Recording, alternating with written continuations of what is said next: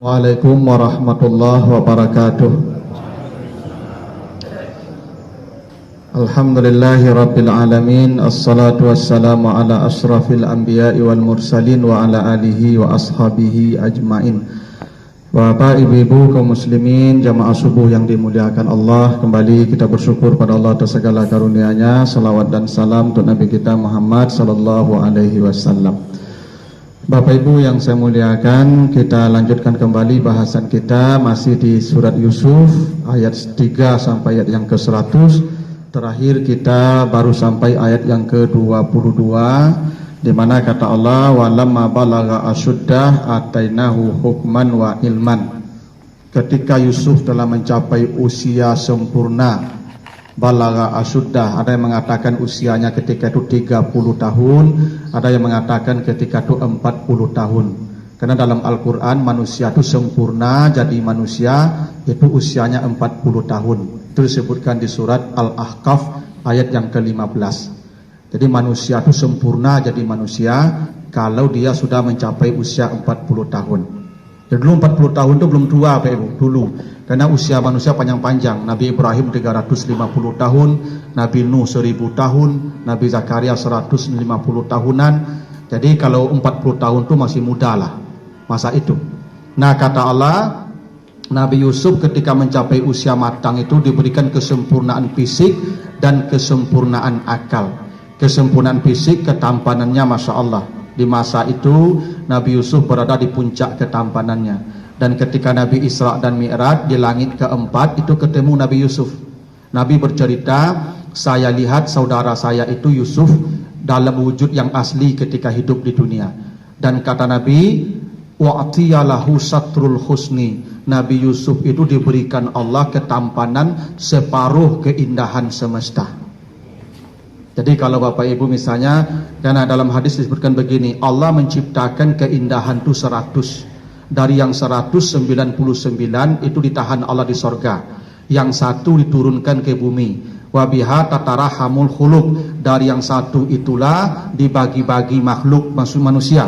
Jadi dari yang 1% itu bagi-bagi. Dari yang 1% itu Nabi Yusuf dapat separuhnya kata Nabi. Yang separuh lagi kita bagi sama-sama. Mau deko bantu awaknya Bapak ya. Kalau dari yang separuh dapat saketek surang. Nabi Yusuf separuh sendirian Pak. Nah itu makanya kalau Nabi Yusuf lewat di mengku ibu-ibu yang sedang macik pisau, maka ibu-ibu itu memotong-motong tangannya. Begitulah gagahnya Nabi Yusuf. Ya untung Yusuf tak ceramah Bapak Ibu ya. Kalau ceramah Nabi Yusuf tak tahu ibu-ibu kita bantu keadaannya tu. Nah jadi Bapak Ibu, Nabi Yusuf itu diberikan ketampanan itu separuh keindahan semesta. Begitu kata Nabi dalam hadis ketika Nabi berjumpa dengan Nabi Yusuf di langit keempat dalam peristiwa Isra dan Mi'raj. Dan bukan hanya itu kata Allah, diberikan kepadanya hikmah dan ilmu. Jadi bukan hanya ilmu itu artinya pengetahuan saja, tapi kalau hikmah itu ketajaman hati, kerah hati yang perasa, jiwa yang sensitif, ya itu namanya hikmah. Dan hikmah itu puncak ilmu. Itu kenapa kata Allah, wa may yu'tal hikmah, siapa yang diberikan Allah hikmah bukan ilmu, faqad utiya khairan kasiran, dialah yang mendapat kebaikan yang sempurna. Nah apa yang terjadi ketika Yusuf ya berada di level kesempurnaan itu, cerdasnya sempurna, gagahnya sempurna, maka Zuleha yang setiap hari bercermin kepada Yusuf, ya karena dia tinggal bersama Zuleha istri tuannya, maka Yusuf tidak mampu lagi memendam rasa. Setiap hari dilihat perkembangan Yusuf, makin hari makin gagah, makin hari makin sempurna. Maka istri tuannya yang konon disebut Zuleha itu tidak mampu lagi menahan rasa. Apa yang terjadi? Warawadathu allati huwa fi baitiha an nafsihi. Maka ketika Yusuf berdua bersama istri tuannya, karena suaminya sudah pergi ke kantor, tidak ada lagi orang di sana, karena Yusuf pembantunya. Yusuf itu budak yang dibeli di pasar budak, tapi dijadikan ya anak, tapi dia seperti pembantu di rumah itu, pelayan. Ya, maka Zuleha mulai menggodanya. Ya, jadi Bapak Ibu, Zuleha menggoda Yusuf itu huwa fi baitiha. Yusuf dan Zuleha itu memang berdua ketika itu di rumah. Jadi ini memang risiko. Jadi apa-apa tinggal ya pembantu di rumah tu bahaya tu ibu. Jadi kok pembantu ada di rumah ibu usia siapa tu di rumah siang tu dulu. Ya tu buat apa tu jangan tinggal di pembantu di rumah bahaya tu ibu. Nak itu luar biasa itu berkhalwat dengan pembantu tu tak mudah tu ibu. Ya dah, ya kadang ibu-ibu dah sibuk pagi pulang sore apa tinggal pembantu di rumah. Memang pembantu tu memang dia tak ada bapaknya nanti yang masalah. Ya dah, kalau pembantu tak mungkin tu. Ya takut itu kapak tu. Tapi apa aku kau? Atau sebaliknya. Ya, bapak pergi bekerja, ibu di rumah, atau pembantu laki-laki itu tak boleh. Itu mencegah tu lebih baik. Itu maka saya sering mengatakan bapak-bapak yang pejabat jangan ibu tu dikasih sopir pribadi. Ajarkan saja ibu tu bawa kendaraan sendiri. Beko bawa sopir pribadi bahaya. Dalam mobil tu berkhalwat tu tak boleh tu ibu. Ya apalagi supirku bujang gagah kan, rancak ya apa ko lah dak do bantu yang lain kan itu bahaya tu ibu. Maka lebih baik ibu bawa kendaraan sendiri, atau kalau mau cari sopirnya tetap perempuan, jangan sopirnya laki-laki. Dan tidak satu kasus terjadi begitu tuh ibu. Nah ini cerita ini diceritakan Allah jadi pelajaran bagi kita. Kenapa Nabi Yusuf digoda Zulekha? Huwa fi baitiha, karena hanya ada dua saja mereka di rumah di hari itu. Dan Yusuf sudah lama memendam rasa, ada kesempatan menggodanya. Godaan itu dimulai ketika mereka berdua di rumah. Itu makanya dilarang berkhalwat itu. Ya kalau ada laki-laki perempuan berkhalwat, pasti yang ketiga itu setan, pasti bermasalah khalwat itu. Walaupun dia pembantu statusnya. Apa yang terjadi? Wa ghallaqatil abwab. Zulekha mengunci semua pintu. Jadi semua pintu dikunci, mulai dari gerbang semua dikunci. Dan Bapak Ibu masalah ya, yang dikunci itu bukan satu pintu, abwab, jamak. Allah tidak mengatakan wa ghallaqatil bab, enggak. Kalau wa ghallaqatil bab mungkin pintu kamar saya dikunci Zulekha. Ini enggak, mulai dari gerbang, pintu rumah, pintu dalam sampai pintu kamarnya. Jadi semua pintu memang dikunci. Dan kuncinya tidak satu, ghallaqa. Karena begini Ibu, kalau mengunci pintu bahasa Arabnya aghlaqa. Ditambah alif saja di awal, aghlaqa, itu mengunci itu. Tapi kalau ghallaqa ditasdidkan, didobolkan hurufnya ghallaqa untuk menunjukkan setiap pintu kuncinya tidak satu, 5 dipasang Zulekha.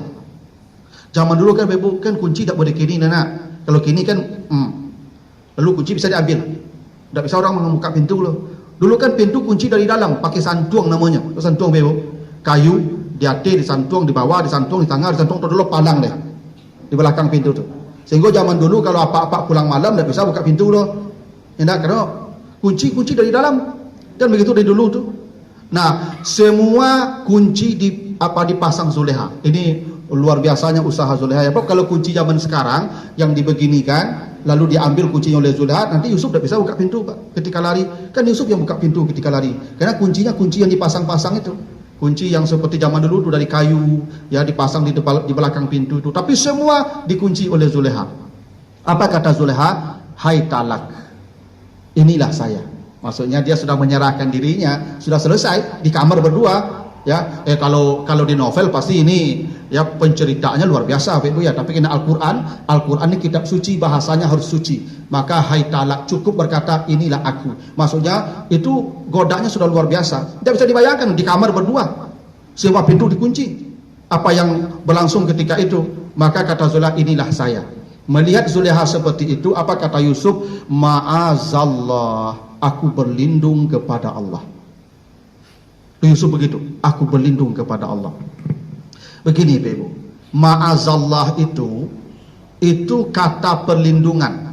Jadi kalau ada maksiat, ada keburukan yang di depan mata kita, maka berlindunglah kepada Allah. Perlindungan itu yang normal, a'udzubillah. A'udzubillah itu Ibu itu kata kerja. A'udzu itu kata kerja verbal. Fi'il mudhari namanya, present continuous. A'udzu, aku berlindung kepada Allah. Kalau ma'azallah itu namanya masdar atau infinitif kata benda.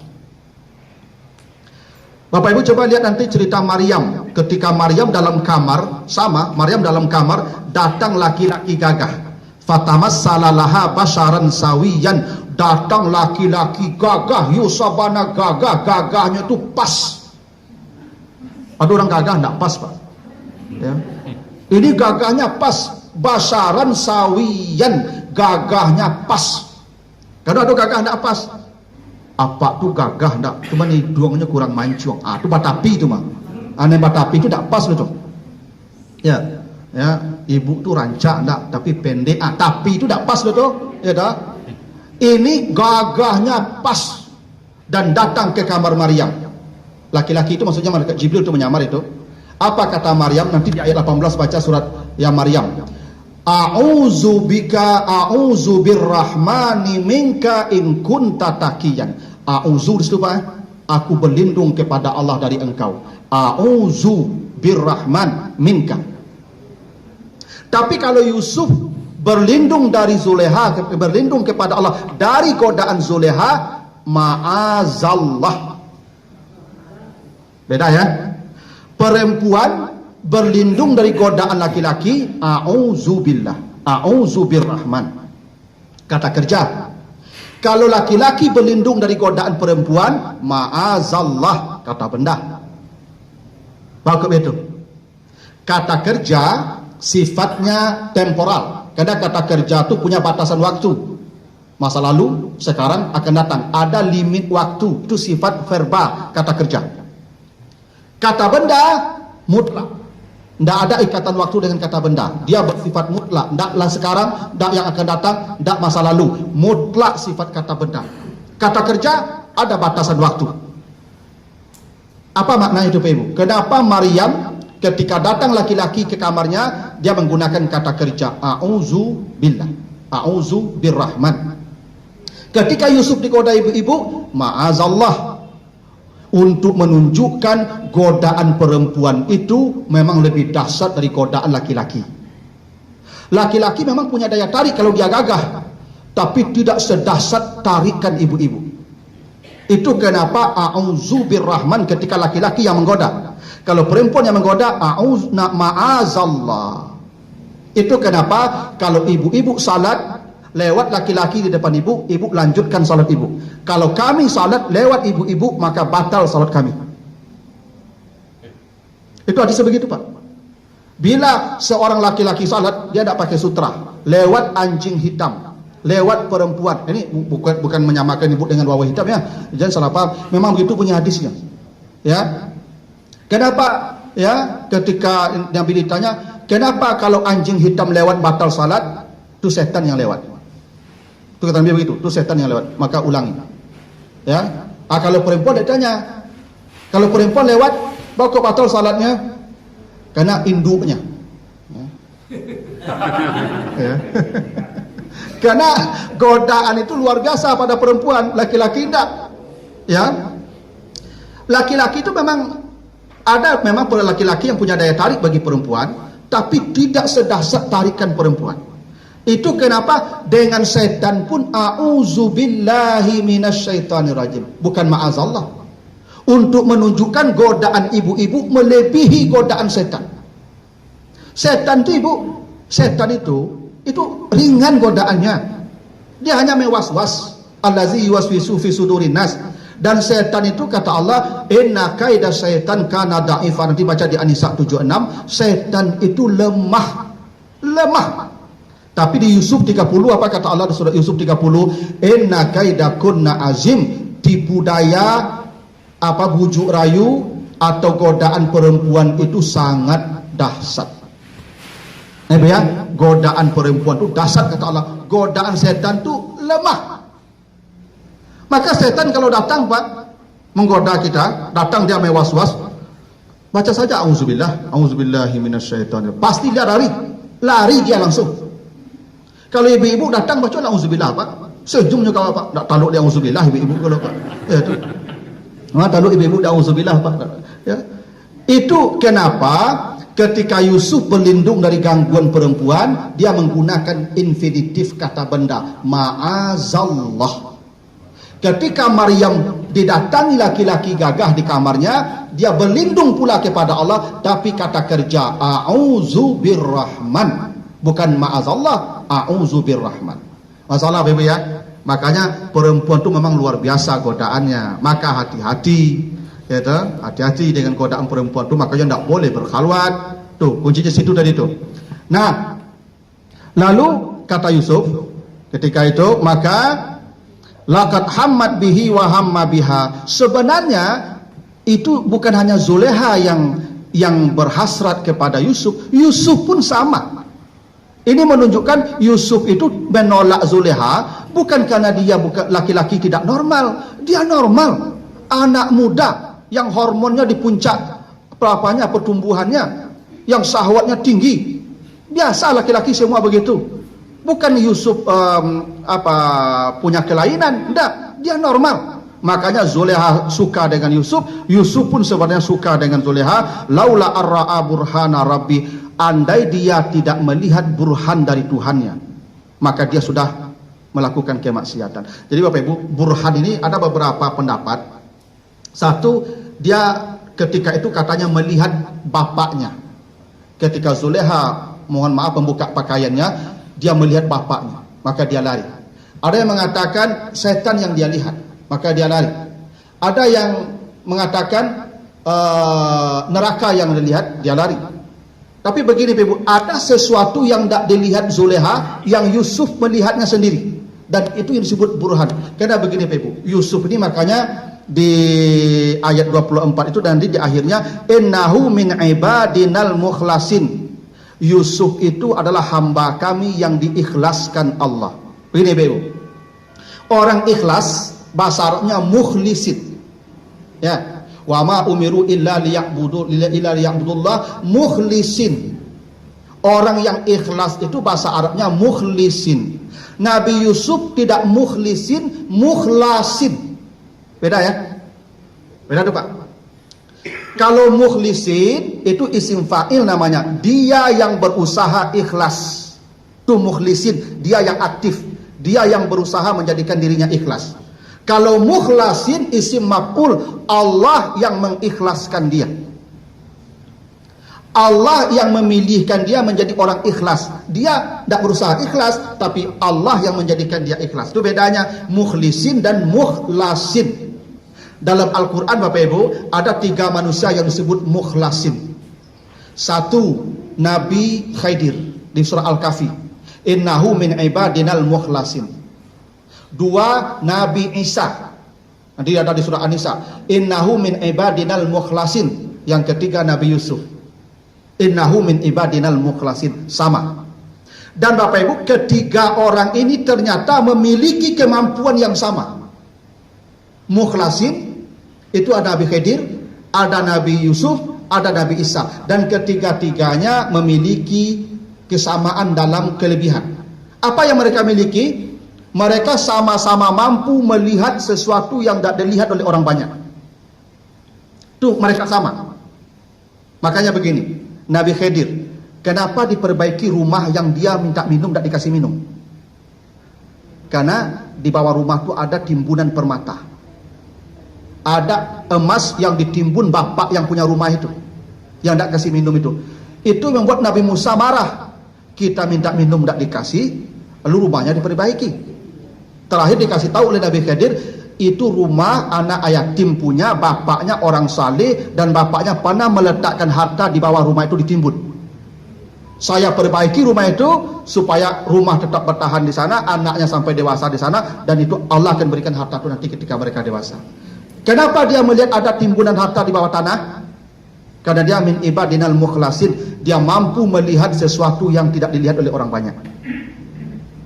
Nabi Isa, coba nanti Bapak Ibu baca surat Ali Imran 49. Ali Imran ayat 49 itu kata Allah begini, wa unabbiukum ma ta'kuluna wa ma tadakhiruna fi buyutikum. Nabi Isa itu satu-satunya manusia yang tahu apa yang akan dimakan orang dan apa yang disimpan orang di rumahnya.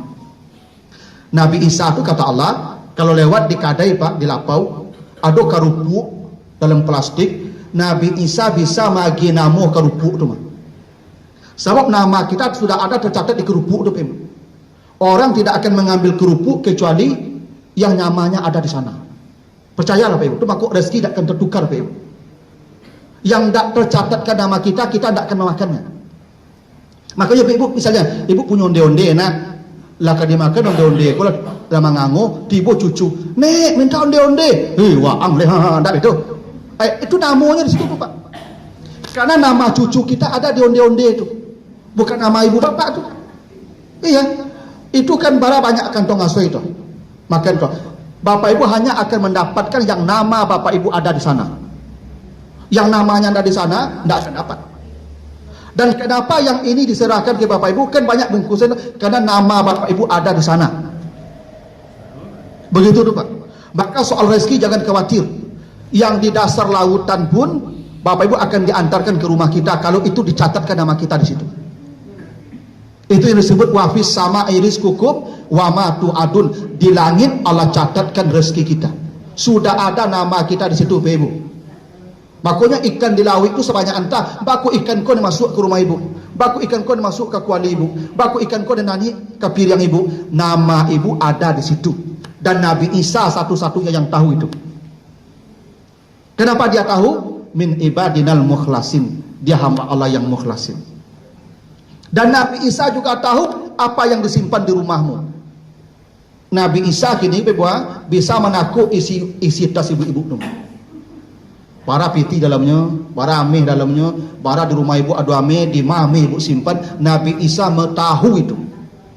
Kenapa? Min ibadinal mukhlasin. Dia bisa melihat apa yang tidak dilihat oleh orang banyak. Dan yang ketika Nabi Yusuf, maka Nabi Yusuf melihat yang tidak dilihat orang.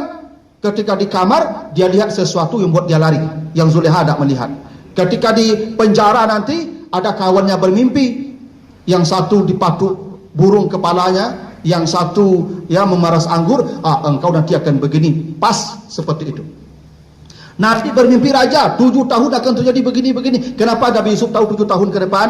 Karena dia min ibadinal mukhlasin. Itu kenapa Bapak kalau baca nanti cerita di surat Al-A'raf dan surat Al-Hijr, setan sebelum turun ke bumi diusir oleh Allah karena membangkang tak mau sujud. Apa kata setan? Saya akan menggelincirkan anak cucu Adam sampai hari kiamat kecuali min ibadaka minhumul mukhlasin, kecuali hamba-hambamu yang mukhlasin. Rumah Nabi Yusuf tak taluk di goda Zulekha, jangankan ya setan, induknya pun tak taluk menggoda Yusuf.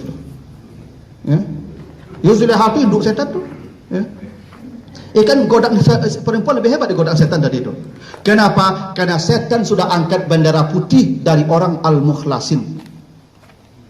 Setan tidak mengatakan illa ibadaka minhumul mukhlisin. Tidak begitu kata setan. Baca surah Al-A'raf itu, illa ibadaka minhumul mukhlasin. Hanya orang yang mukhlas yang selamat dari setan. Mukhlis belum tentu.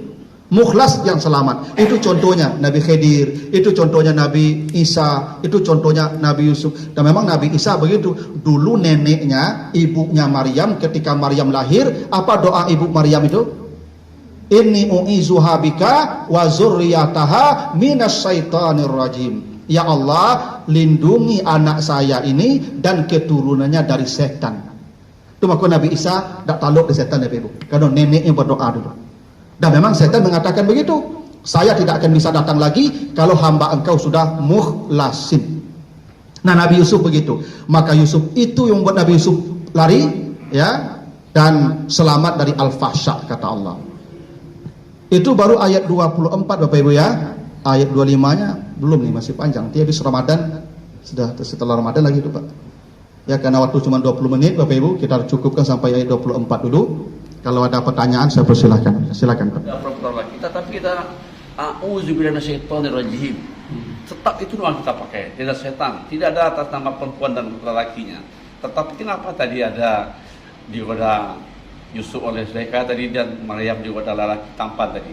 Jadi kenapa di sejarah itu Ustaz sampai muncul? Terima kasih. Assalamualaikum warahmatullahi wabarakatuh. Engkau Pol datang setan kapak langsung apa ladian setan tu mak. Tapi setan itu digunakan media, perempuan medianya. Kalau untuk kita, itu medianya. Dulu ketika Nabi Adam sendiri di sorga, tidak kuat setan menggodanya. Makanya fawaswasa ilaihi syaitan, pakai ilahi Pak di surat Taha itu setan tidak berani menggoda Adam dari jarak jauh. Karena Adam sendiri, ketika Adam sudah punya istri, berubah apa? Fawaswasa lahuma syaitan, pakai lam, tidak ilah Pak. Kenapa? Setan sudah pakai media istri Adam.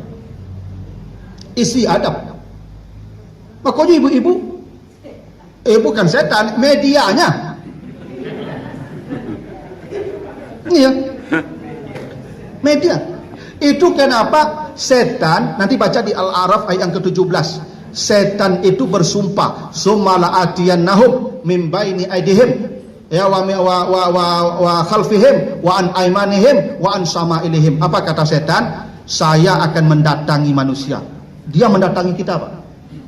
Saya akan mendatangi manusia. Datang dia, Pak. Dari depan, dari belakang, dari kanan, dari kiri. Pada enggak apa lihat setan datang? Enggak. Tapi dia mendatangi kita. Siapa yang depan itu? Itulah istri kita. Siapa yang di belakang itu? Itulah anak kita. Siapa yang di kanan kita? Itulah ayah ibu bapak kita. Siapa yang di kiri kita? Itulah saudara-saudara kita. Itu media setan.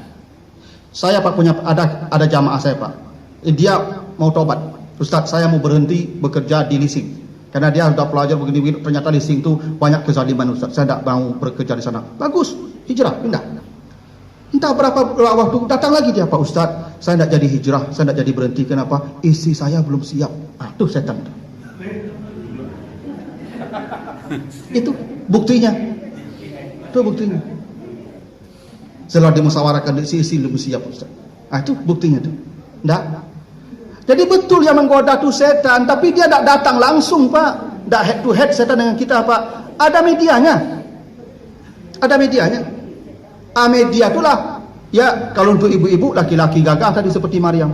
Walaupun itu malaikat, tapi Maryam kan tidak tahu itu malaikat, dikiranya setan. Itu makanya dia berkata, "A'udzu birrahman," saya berlindung kepada Allah. Karena Maryam mengira itu adalah setan yang datang. Itu. Karena tidak ada yang datang ke perempuan ketika sendiri kecuali setan. Seperti halnya tidak ada yang datang ke laki-laki ketika sendiri kecuali setan. Ini begini Pak, manusia itu digoda setan ketika sendiri. Ketika berjamaah setan tidak akan berani. Makanya ketika berjamaah duduk bersama kini Pak, setan tak taluk masuk lepas cari jauh saja Pak. Keluar di masjid bekonya elo langsung. Makanya orang Pak ketika berduduk bersama kau saleh sadonya Pak. Orang kalau berjamaah saleh sadonya Bapak Ibu. Maksiat itu kalau sudah sendiri. Karena ada pepatah mengatakan serigala yang ditangkap, kambing yang ditangkap serigala itu yang memisah dari rombongan. Makanya Bapak Ibu jangan jauh-jauh dari jamaah. Selama berjamaah itu setan tak akan berani. Itu makanya kata Nabi, kalau kamu salat berjamaah, rapatkan badanmu, jangan tinggalkan celah untuk setan. Berjamaah ini membuat orang saleh. Tak ada orang bermaksiat dalam jamaah, tak pernah. Bermaksiat ketika sendirian. Karena setan sendiri itu. Itu makanya Maryam ketika sendiri datang laki-laki gagah, setan mengira itu siapa? Maryam mengira itu setan. Nabi Yusuf ketika sendiri digoda pula oleh Zulekha, sebab itu setan. Cuma medianya Zulekha. Begitu. Tapi kalau misalnya ibu, misalnya Pak Ibu ke Mas Haji, Mas Haji, alah kecap Pak, dosa lah. Beda ya mak setan Pak mandak jangan Bapak Ibu ya. Ya, atau sebaliknya. Ya memang begitu. Apa pekerjaan setan Ibu? Baca di Al-Maidah 91. Salah satu ya pekerjaan setan wa yasuddukum an zikrillah. Dia akan menghalangi orang berzikir. Dia akan menghalangi orang salat. Itulah pekerjaannya. Jadi kalau ada orang Bapak Ibu menagahan supaya ke majelis taklim, menagahan ada orang, makanya kok ada orang tak ganggu je majelis taklim itu. Kan ada orang Pak tak nyaman menjadi orang majelis taklim lah Pak. Kan memang begitulah. Gitu. Tapi Ibu jangan membayangkan sesuatu beko ya. Begitulah kan. Kan setan itu baca di Al-Maidah 91 itu, apa perbuatan setan? Wa yasuddukum an zikrillah, menutup pintu zikir. Menghalangi orang dari zikir. Makanya pai majelis taklim ke setan kadang-kadang memacen di rumah tadi itu. Saya lebih bukan. Yang tadi semua yang subuh Pak, lah delo setan keluar langsung rumah sudah salam tu Pak. Nan pulang sudah semang subuh tapik dia teman. Nan duduk di siko. Alun tak duduk tapik Bapak Ibu. Boleh jadi selamat Bapak Ibu tapi nyelo ke tembok, nyelo ke tonggak siko menyanda aja. Ada kanok langsung Bapak Ibu. Oh tapik dia tu mah. Iya Pak. Iya. Nah begitulah dulu Bapak Ibu ya. Mudah-mudahan ada manfaatnya. Lebih kurang mohon maaf. InsyaAllah habis Ramadan nanti kita lanjutkan karena tidak mungkin lagi karena Ramadan sudah ya di minggu keempat kita sudah Ramadan. Kita tutup dengan doa kafarat. Subhanakallahumma wa bihamdika asyhadu an la ilaha illa anta astaghfiruka wa atubu ilaika. Wassalamualaikum warahmatullahi wabarakatuh.